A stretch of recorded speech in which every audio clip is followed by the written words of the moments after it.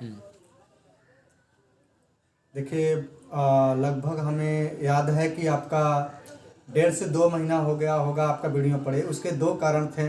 पहली बात यह था कि हमारा जो एग्ज़ाम होने वाला था, तो एग्ज़ाम को लेकर हम थोड़े व्यस्त थे और हमें बिहार जाना हो गया। हमारा वहाँ था काउंसलिंग, फिर उधर से आए, थोड़े फ्रस्ट्रेशन हो गया, फिर हमारा वहाँ पर हुआ नहीं, तो थोड़े बीमार हो गए, फिर दोबारा बीमार हो गए। और फिर जब हम स्वस्थ होने के कगार पर आए तो बोले, जो हमारे सहयोगी हैं, हमारे परम शिष्य और परम कह लीजिए सहयोगी सतीश, वो हमारा हमेशा वीडियो बनाने में साथ रखते हैं। हमें कुछ नहीं आता, बस हमको पढ़ाने आता है, बाकी काम वही करते हैं, वीडियो को शूट करना, सारी चीज़ें करना। तो सतीश को आप एक बार उनके लिए आप लोग कमेंट करिएगा, सतीश के लिए। क्योंकि जो वीडियो पढ़ रहा है उन्हीं के बदौलत पढ़ रहा है। वही हमको कोऑपरेट किए कि सर वीडियो डाला करिए, आप इतना अच्छा पढ़ाते हैं, लोगों को फ़ायदा होगा जो गरीब बच्चे हैं। तो उन्हीं के कहने पर ये चीज़ें चल रही है और बहुत से लोगों ने कहा। लेकिन आज जितने राजू और सतीश हमारे साथ हमारा कोऑपरेट करते हैं, उनका हम तहे दिल से शुक्रिया अदा करते हैं। वो ही जानते हैं कि एक एक 1.5 घंटा जब भी हम पढ़ाते हैं, बेचारे खड़े होकर वीडियो शूट करना मामूली बात नहीं है। तो जब भी हमें समय मिलेगा, आपको फुल कंटेंट के साथ हम जो भी वीडियो डालेंगे, हमें यही रहता है कि आपको जो वीडियो देखने को मिले, वो वीडियो आपको ऑफलाइन के जैसा ही ऑनलाइन महसूस हो। और इसी दृष्टि को रखते हुए हम स्पीड थोड़ी हमारी हाई रहती है, लेकिन हम प्रयास करते हैं कि आप वीडियो को रोक कर भी दे सकते हैं, तो आप उसको रोक कर देख लिया करिए। और यही चीज़ें हैं। तो अपना प्यार ऐसे ही बनाए रखें। आप लोग बार बार पूछ रहे थे वीडियो क्यों नहीं पड़ रहा है, तो बस यही कारण था कि हमारे 2 बार बीमार हो गए और हमारे सहयोगी जो हैं वो थोड़ी व्यस्तता थी। जैसे जैसे खाली होगा वीडियो पड़ता रहेगा। आपका प्यार ऐसे ही बनाए रखे, उसके लिए आपको धन्यवाद। तो आज हम पढ़ने एक बहुत बेहतरीन चैप्टर को देखने चल रहे हैं, और यह लेसन आपका जो यूनिट फर्स्ट है विज्ञान का, उसका एक कह लीजिए आधारशिला बनाता है। तो लेसन का नाम आप लोगों ने देख लिया होगा, जैसा लिखा हुआ है, रिफ्लेक्शन ऑफ लाइट। तो रिफ्लेक्शन ऑफ लाइट मीन्स प्रकाश का परावर्तन, जिसका पहला लेसन का नाम है। तो यहाँ पर पहली बात होती है कि आपसे कह दिया जाए कि लाइट किसे कहते हैं, अर्थात प्रकाश किसे कहते हैं। तो प्रकाश किसे कहते हैं, तो जैसे अभी मान लीजिए आप हमारे सामने हैं, लेकिन लाइट कट जाए या अंधेरा हमारे कमरे में हो जाए, और फिर हम आपको, क्या आप हमको देख पाएंगे? तो नहीं। तो माने कि यहाँ पर एक कॉन्सेप्ट निकल कर आ रहा है। अगर यह बल्ब है, तो इस बल्ब की सहायता से यदि आप हमको देख पा रहे हैं, तो इससे आपको प्रकाश निकल रहा है। आज यहाँ पर अगर सूर्य की किरणें हैं, तो सूर्य की उपस्थिति में हम किसी वस्तु को क्या करते हैं, देखते हैं। तो माने प्रकाश का अगर डेफिनेशन देखा जाए, तो प्रकाश का परिभाषा क्या निकला कि वह माध्यम जिसके द्वारा हम किसी वस्तु को देख सकते हैं, उसे क्या कहते हैं, प्रकाश कहते हैं। है कि प्रकाश का डेफिनेशन क्या है, तो यहाँ पर देखें तो कहेंगे कि वह माध्यम जिसके द्वारा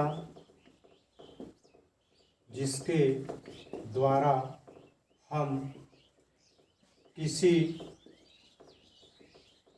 किसी किसी भी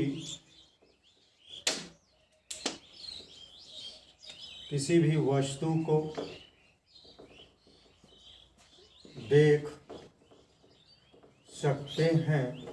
यहाँ पर देखिए एक इम्पोर्टेंसी लगा रहा है, देख सकते हैं, उसे प्रकाश कहते हैं।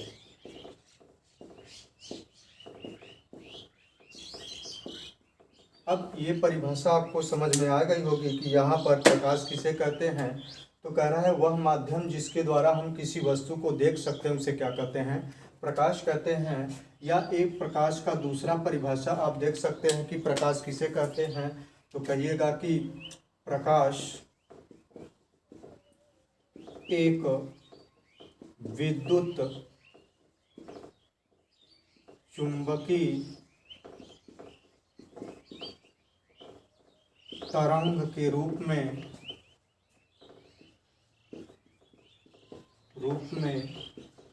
अनुगमन करता है।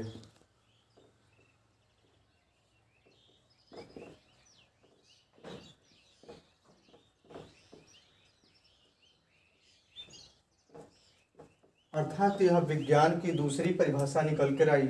अब यहाँ पर होता है कि प्रकाश की परिभाषा आपने समझ लिया। तो जैसे किसी भी चीज़ का कैरेक्टर होता है, जैसे किसी भी चीज़ का प्रॉपर्टी होता है, वैसे भी प्रकाश की भी प्रॉपर्टी है। तो नेक्स्ट आपका टॉपिक चलने जा रहा है light, property of light, properties of light. अर्थात हम कहें कि प्रकाश के गुण कौन कौन से हैं। तो प्रकाश के गुण में पहला गुण क्या होता है, जैसे मान लीजिए कि आपका घर है, तो इस घर में आप रह रहे हैं, तो आपके अगर यहाँ पर इस घर में खिड़की लगी हुई है, तो क्या खिड़की से प्रकाश यहाँ पर आता है, तो जहाँ पर ये सीधे चला जाता है इस घर में, ऐसे मुड़कर ये पूरे ऐसे ऐसे नहीं मुड़ेगा। तो पहले के गुण निकला इसमें कि प्रकाश एक ऋजु रेखीय मार्ग में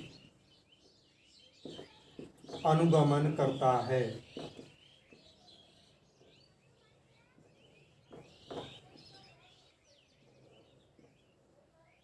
और सेकंड आपका गुण देखें तो यही मान लीजिए आपका घर है, ईंट का बना हुआ है, मिट्टी का बना हुआ है, या चाहे जिसका बना हुआ है, तो अगर ये प्रकाश यहाँ से आ रहा है तो क्या आपकी दीवार को भेद सकता है?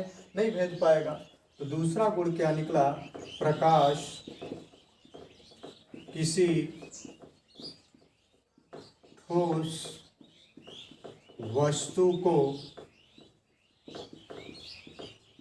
नहीं भेद सकता। अर्थात इसकी दूसरी प्रॉपर्टी निकल के आई कि प्रकाश किसी ठोस वस्तु को नहीं भेद सकता। लेकिन यही सूर्य की किरणें हैं। अगर मान लीजिए बल्ब है, कोई भी चीज़ है, और आप इस कटोरे में एक पानी ले लीजिए और सूर्य का प्रकाश इसमें पड़ रहा है इस कटोरे में, तो आप अगर इसमें एक सिक्का डाल दें तो सिक्का दिखाई पड़ेगा। अर्थात इस तीसरी प्रॉपर्टी निकल के आई कि प्रकाश पारदर्शक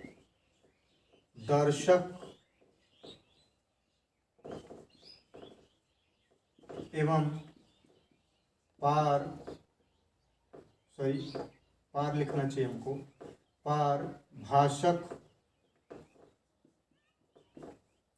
वस्तु को आंशिकतः भेद सकता है। तो यह इसकी तीसरी प्रॉपर्टी निकल के आई। अगर इसकी चौथी प्रॉपर्टी अगर हम देखें तो चौथी प्रॉपर्टी में मान लीजिए कि यह सूर्य आपका सुबह में होगा, तो क्या एक निश्चित समय में नहीं यह धरती पर आ पाता है। तो इसके लिए अगर हम देखें तो प्रकाश का अगला मीन्स चाल हो जाएगा। तो प्रकाश की चाल 3 लाख किलोमीटर प्रति सेकेंड, प्रकाश की चाल 3 लाख किलोमीटर प्रति सेकेंड, या आपके बुक में देगा 3 × 10⁸ मीटर प्रति सेकेंड होता है। अर्थात हम बात करें तो प्रकाश 1 सेकेंड में 3 लाख किलोमीटर चलता है। यह इम्पोर्टेंट है, इसको आप माइंड में रखिएगा। और अगली बात करें हम तो प्रकाश का, तो प्रकाश से आप देखेंगे कि हम लोग सोलर पैनल के तहत अब बिजली उसमें कन्वर्ट कर लेते हैं। तो सूर्य के प्रकाश के हम सोलर पैनल के तहत बिजली उसमें समाहित करके और बल्ब वगैरह मशीन जल पंप चला रहे हैं। तो इसकी अगली प्रॉपर्टी क्या निकलेगी, प्रकाश विद्युत चुंबकीय तरंग के रूप में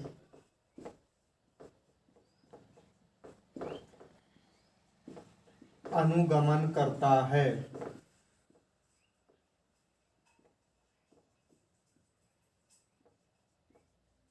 ये इसकी अगली प्रॉपर्टी है। तो आप यहाँ पर देख रहे हैं कि विद्युत चुंबकीय तरंग, इसी गुण के कारण आज यह ऊर्जा का सबसे बड़ा स्रोत माना जा रहा है। प्राकृतिक ऊर्जा का आने वाले समय में पूरा विश्व इसी पर डिपेंड होगा, विद्युत चुंबकीय तरंग का।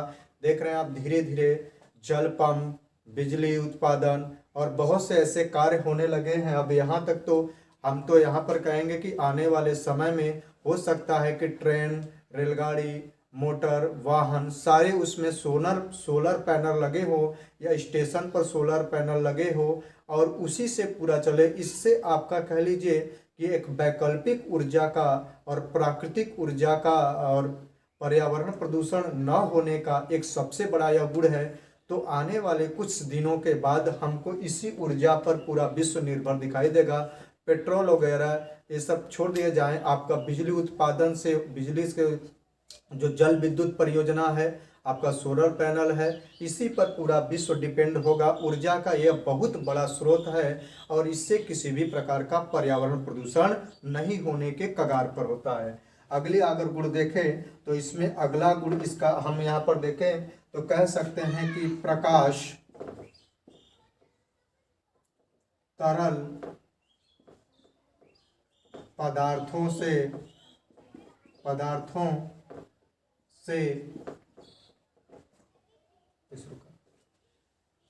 अगर हम देखें तो कह सकते हैं कि प्रकाश तरल पदार्थों के से नहीं रहेगा, के तल एवं ठोस पदार्थों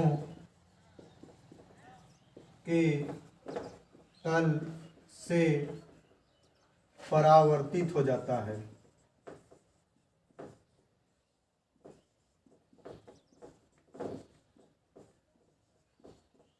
और एक सबसे इम्पोर्टेंट बात, इसको ये सब चीज़ों को इम्पोर्टेंट कर लीजिएगा। ये सब कुछ इम्पोर्टेंट लाइन होंगे जो आपको हमेशा याद रखने पड़ेंगे।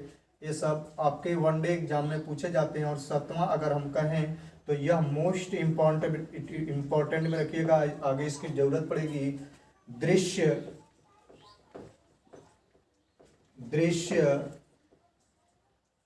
प्रकाश की तरंग दैर्ध्य 3900 एंगस्ट्रॉम से 7800 एंगस्ट्रॉम होता है। अब यहाँ पर आपको याद रखना पड़ेगा, कहीं कहीं पर आपको इसकी जगह 4000 एंगस्ट्रॉम से 8000 एंगस्ट्रॉम देगा।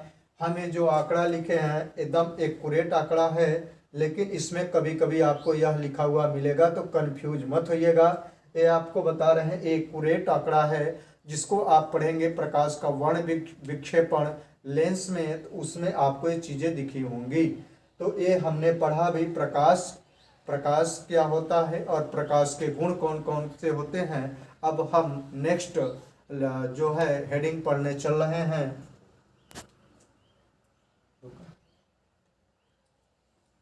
तो अगली टॉपिक हम देखने चल रहे हैं। अगर हम देखें तो पृथ्वी पर बहुत से ऐसी वस्तुएं होती हैं जो इससे प्रकाश करने पर निकलने लगता है, लेकिन बहुत से ऐसी वस्तुएं होती हैं जिससे प्रकाश नहीं निकलता। जैसे हम हो गए, आप हो गए, ईंट हो गया, पत्थर हो गया, लोहा हो गया, तो इस सब से आपका प्रकाश नहीं निकलता। लेकिन बहुत से ऐसी वस्तुएं होती हैं जिससे विद्युत या कुछ चीज़ों के कारण प्रकाश निकलता है। जैसे सूर्य हो गए, कुछ ग्रह हो गए, बल्ब हो गए, मोमबत्ती हो गया, दिया सलाई हो गया, इससे प्रकाश निकलता है। तो अगर हम इसके गुण के आधार पर देखें, प्राकृतिक चीज़ों के आधार पर, तो दो प्रकार के होंगे। तो हम कहेंगे आपसे प्रकाश के कौन कौन से आपके होंगे तो वस्तुएं, तो हम कहेंगे लुमिनियस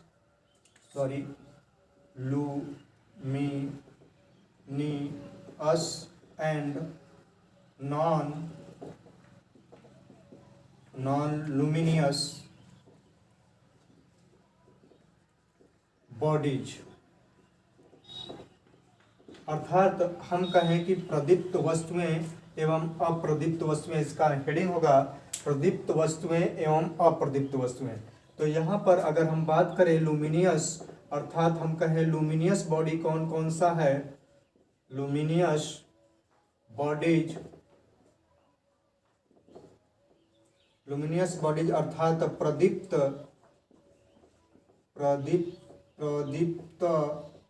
हिंदी थोड़ा देख लीजिएगा, प्रदीप्त वस्तुएं। तो अर्थात वे वस्तुएं जिससे प्रकाश स्वतः निकलती हैं उसको हम कहते हैं प्रदीप्त वस्तुएं। तो इसका डेफिनेशन क्या हो जाएगा? वे वस्तुएं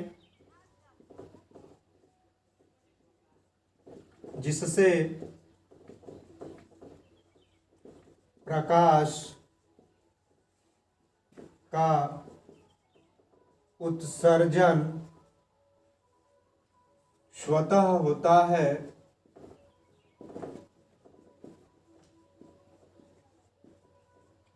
उसे लुमिनियस बॉडीज कहते हैं। अगर आपका इसके एग्जाम्पल पूछे तो एग्जाम्पल के तौर पर आप कह सकते हैं, फॉर एग्जाम्पल कह सकते हैं जैसे सूर्य। सूर्य सबसे बड़ा लुमिनियस का उदाहरण है। कुछ ग्रह, तारे, विद्युत बल्ब, मोमबत्ती, दिया सलाई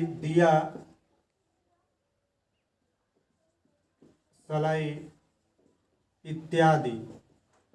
ये ऐसी वस्तुएं होती हैं जिससे प्रकाश निकल सकता है। दूसरा आपका हेडिंग इसमें कहें तो दूसरे हेडिंग में आ जाएगा आपका नॉन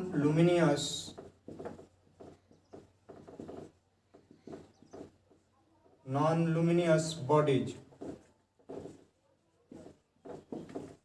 अप्रदीप्त वस्तुएं इसको बोलेंगे, अप्रदीप्त वस्तुएं। इसका डेफिनेशन क्या होगा? जैसे लोहा हो गया, लकड़ी हो गया, ईंट हो गया, पत्थर हो गया, ऐसी वस्तुओं से प्रकाश स्वतः नहीं निकलता, तो हम कहेंगे वे वस्तुएं जो प्रदीप्त वस्तुओं की सहायता से प्रकाश उत्पन्न करे उसे प्रदीप्त वस्तुएं कहते हैं। अब इसका एग्जाम्पल आप लिख सकते हैं फॉर एग्जाम्पल में, जैसे सबसे बड़ा इसका एग्जाम्पल होगा चंद्रमा। आप देखेंगे चंद्रमा जो होता है वह सूर्य के प्रकाश से ही प्रकाशित होता है। चंद्रमा हो गया, लोहा हो गया, लकड़ी हो गया, मानव हो गया, हम हो गए, आप हो गए, ये सारी चीज़ें आपकी किसके होंगी? प्रदीप्त वस्तुओं के उदाहरण। हम लोगों ने देखा कि प्रकाश के कौन कौन से प्रॉपर्टी हैं, लुमिनियस और नॉन लुमिनियस बॉडी। अगर इसी प्रकार हम आगे बात करें तो एक बेहद इम्पोर्टेंट चलता है आपका, जिसका नाम है ray of light. Ray of light अर्थात हिंदी में हम बोलेंगे प्रकाश किरण, प्रकाशिक किरण कह सकते हैं, या प्रकाश की किरण। तो प्रकाशिक किरण किसे कहते हैं? तो यहाँ पर अगर हम बात करें तो किसे कहेंगे प्रकाश की किरण? तो जब किसी समांग माध्यम में, जैसे हम कह दें किसी एक प्रकाश किसी एक समांग माध्यम में है, चाहे जो भी माध्यम हो, जल है तो जल रहे, वायु है तो वायु रहे, कांच है तो कांच रहे। अभी आगे पढ़ेंगे आप नेक्स्ट लेसन में रिफ्लेक्शन ऑफ लाइट, तो आपको बताया जाएगा दो प्रकार के माध्यम होते हैं, सापेक्ष और निरपेक्ष। तो यहाँ पर हम बात करें तो किसे कहेंगे? तो जब प्रकाश की किरण किसी एक बिंदु से दूसरे बिंदु तक ऋजु रेखी मार्ग में अनुगमन करता है तो उसे हम क्या कहते हैं? प्रकाश की किरण। तो यहाँ पर परिभाषा क्या बनेगा? अगर हम बात करें प्रकाश की किरण का तो कहेंगे जब किसी समांग माध्यम में, समांग मीन्स समान, एक समान होना चाहिए, समांग माध्यम में प्रकाश एक बिंदु से एक बिंदु से दूसरे बिंदु तक सीधी रेखा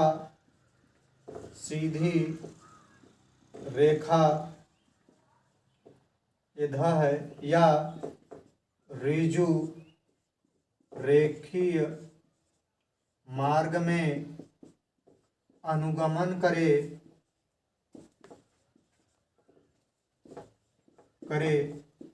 तो उसे प्रकाश की किरण या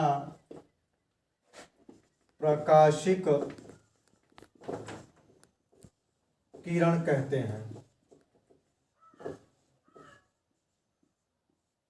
और यहाँ पर नोट पॉइंट लिखिएगा। जैसे आप लोग देखे होंगे रात वगैरह में चलते होंगे तो जो गाड़ी उड़ी जाता है आपको सीधा दिखाई पड़ेगा, जैसे लगता है कि आग पर रिफ्लेक्ट हो रहा है, आग पर सीधे पड़ रहा है। तो एक ऐसे आप कभी मूवी में भी देखे होंगे या घर में रोशनदान या जो है खिड़की की सहायता से जो प्रकाश की किरणें एकदम सीधे आती है, आपको एक एक बारी बारी दिखाई पड़ता है, उसमें धूल उड़ते रहते हैं।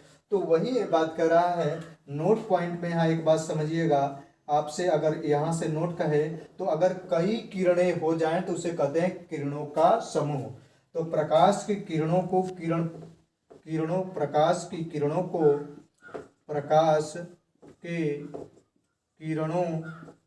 यहाँ बहुवचन की बात हो रही है, किरणों के समूह। प्रकाश की किरणों मत कहिए, किरण कहिए। प्रकाश के किरण के समूह को किरण पुंज कहते हैं।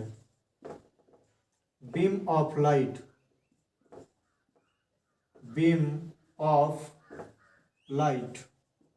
किरण पुंज कहते हैं। अब यहाँ पर ये बात याद रखिएगा कि किरण पुंज जो कहा है, तो किरण पुंज यही आपके तीन प्रकार के हो जाएंगे। एक हो जाएगा आपका डाइवर्जेंट, एक हो जाएगा आपका कन्वर्जेंट और एक हो जाएगा आपका पैरेलल। तो एक हो जाएगा आपका डाइवर्जेंट बीम ऑफ लाइट। दूसरा हो जाएगा कन्वर्जेंट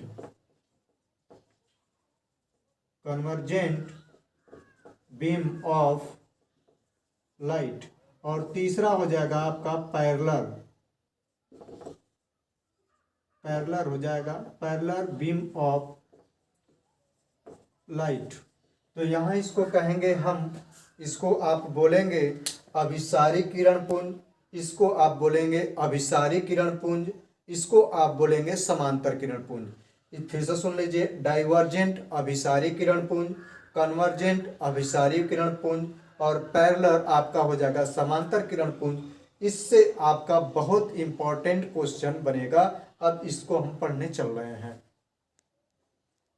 हैं पढ़ने। यहाँ पर अगर बात करें तो आपका होगा जिसको हम कहेंगे कन्वर्जेंट बीम ऑफ लाइट, जिसको आप कहेंगे अभिसारी किरण पुंज। क्या बोलेंगे आप? अभिसारी किरण पुंज। तो इसकी परिभाषा समझिएगा, अभिसारी किरण पुंज किसे कहेंगे? तो जब आप प्रकाश किसी एक बिंदु से, जब प्रकाश किरणें एक बिंदु पर मिल रही हों, अर्थात जब प्रकाश किरणें किसी एक बिंदु पर मिल रही होती हैं या मिलती हुई प्रतीत होती हैं, तो उसे हम कहते हैं अभिसारी किरण पुंज। तो जब इसका परिभाषा क्या बनेगा? जब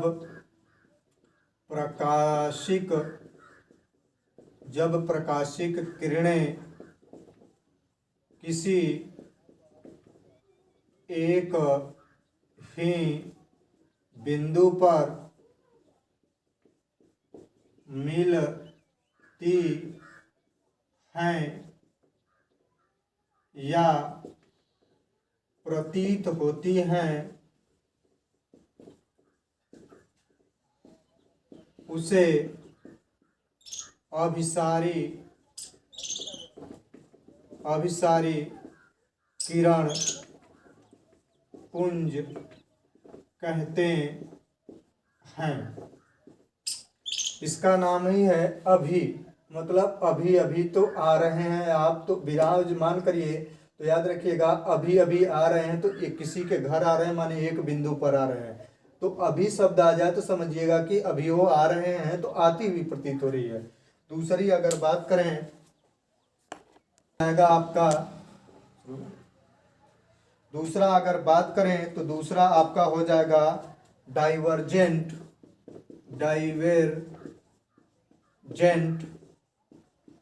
बीम ऑफ लाइट, अर्थात इसको हम हिंदी में बोलते हैं अपसारी किरण पुंज। तो इसका अगर डेफिनेशन कहें तो अपसारी माने अप दूर भगा देना। तो जब प्रकाशिक किरणें, आप बोलेंगे जब प्रकाशिक किरणें किसी एक बिंदु से निकलती हैं अथवा निकलती हुई प्रतीत होती हैं। देखिए ये जा रही हैं, याद रखिएगा ये आ नहीं रही हैं, ये क्या हो रही हैं, जा रही हैं। तो जब प्रकाशिक किरण किसी एक बिंदु से जाती हैं अथवा जाती हुई प्रतीत होती हैं। तो इसका डेफिनेशन क्या हो जाएगा, जब प्रकाशिक किरणें